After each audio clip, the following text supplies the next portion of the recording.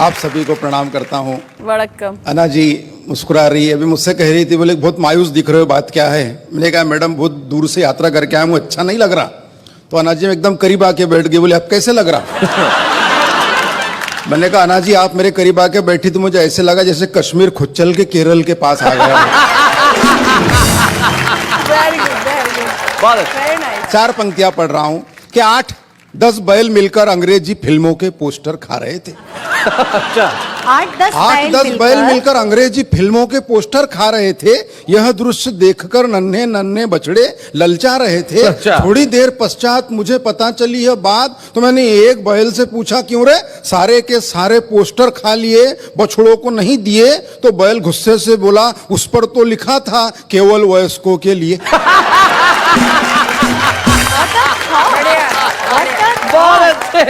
भले ही मैं मद्रासी हूँ, मगर एक सच्ची बात बताता हूँ शैलेश भैया जी। एक दिन कुछ हिंदी के अधिकारी हमारे घर आए, माता पिता जी से कहा बोले हिंदी में आपका योगदान चाहिए। अब वो दोनों मद्रासी, उनको हिंदी आती नहीं, उन्होंने मुझे सामने कर दिया, बोले इसको लेके जाइए। 4 पंक्तियां पढ़ रहा हूं कि मित्र की असफल शादी के बाद जब सफल तलाक हुआ। वाह, सफल शादी के बाद जब मित्र की असफल बहुत शादी अच्छे। के बाद जब सफल तलाक हुआ, तब तलाक के दस्तावेज पे दस्तखत के लिए मित्र के पत्नी ने पुराने संबंधों को याद करके थोड़ी सी हिम्मत करके मित्र से पूछा आपके पास पेन है क्या? हाँ। मित्र बिगड़ते हुए बोला बिछड़ते हुए भी तुमने किन शब्दों को छुआ है, अब पेन की क्या कमी है, सारा पेन तो तुम्हारा ही दिया हुआ है। बहुत अच्छे। अच्छा है, बहुत अच्छा है। रोहिन भाई साहब, मेरे पिताजी, मेरे दादाजी, मेरे बड़े भाई सभी पुलिस विभाग में हैं। हमारे खानदान में कोई कवि नहीं शैलेश भाई जी। सिर्फ मैं अकेला ही कवि हूँ। कभी कभी तो मेरे पिताजी मुझे गौर से देखते, आखिर गलती हुई कहाँ। एक दिन मुझसे कह रहे थे, बोले बेटा कवि सम्मेलन तो रात में रहते, दिन में पुलिस की नौकरी कर ले। मैंने कहा ठीक है। मैं पुलिस के भर्ती में गया तो कमिश्नर साहब ने मुझे ऊपर से नीचे तक देखा और बोले क्यों रे मनोज, तेरे हाथ अगरबत्ती पैर मोमबत्ती, फिर भी होना है पुलिस में भर्ती? तो मैंने कमिश्नर साहब से कहा, मैंने कहा साहब मेरा सिर्फ इतना है कहना, मैं तो ये बताने आया था कि मेरे भरोसे पे मत रहना।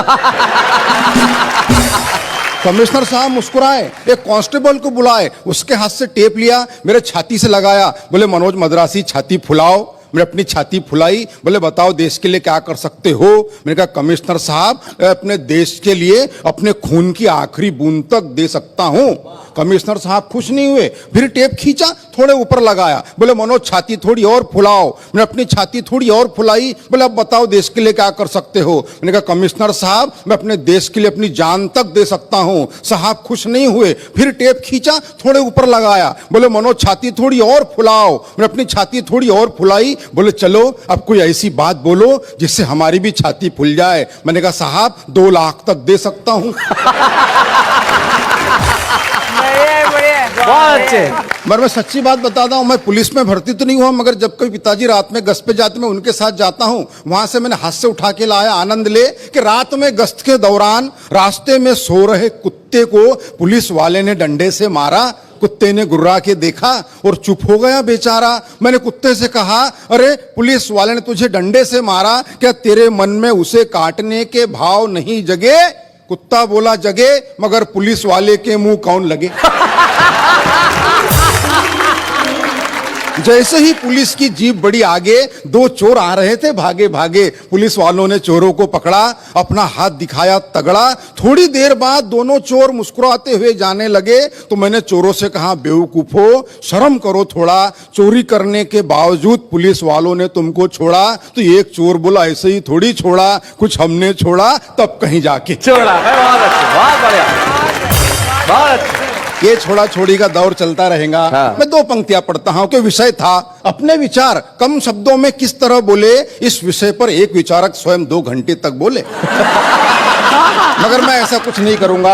आप कल्पना कीजिए पंडित जवाहरलाल नेहरू का जन्मदिन हम पूरे देश में बाल दिवस के रूप में मनाते हैं। वहां से मैंने कल्पना उठाने का प्रयास किया है कि बाल दिवस के दिन प्रकाश नाम का एक बालक अंधियारे में खड़े होकर सब्जी बेच रहा था। क्या बात है भाई, बहुत बढ़िया, बहुत अच्छे।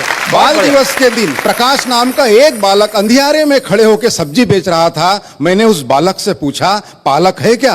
उसने मुझे घूर के देखा और बोला भाई साहब अगर पालक होते तो मैं सब्जी क्यों बेचता? क्या बात है, वाह वाह वाह।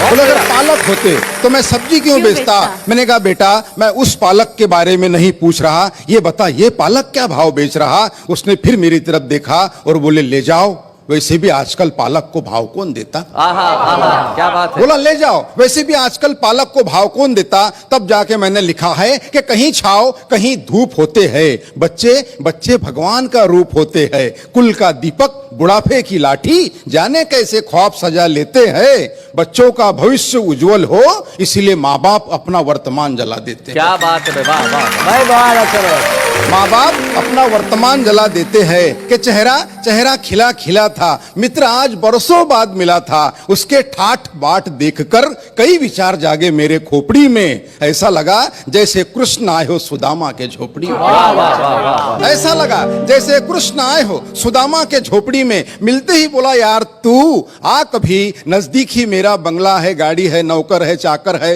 विदेशी बैंकों में लॉकर है, सुंदर सी पत्नी है, फूल से बच्चे है, यह सारी बातें वो कह गया। एक ही दम में मैंने उससे पूछा माँ पिताजी कहाँ है? वो बोला वृद्धाश्रम में। क्या बात है। मैंने कहा दोस्त धन दौलत तो साथ में घड़ी दो घड़ी होती है, मगर याद रख जिस घर में माँ बाप होते हैं वो जगह जन्नत से भी ज्यादा बड़ी होती है। वाह वाह वाह वाह। स्वागत है मनोज, बहुत अच्छे, बहुत बहुत बढ़िया ढंग से मनोज ने कविता Beautiful, सुनाई। वाह, वाह। और सबसे बड़ी चीज ये है मनोज, जो देख के मुझे बड़ी खुशी हुई, और यही इस देश की एकता का सबसे बड़ा प्रतीक भी है मनोज।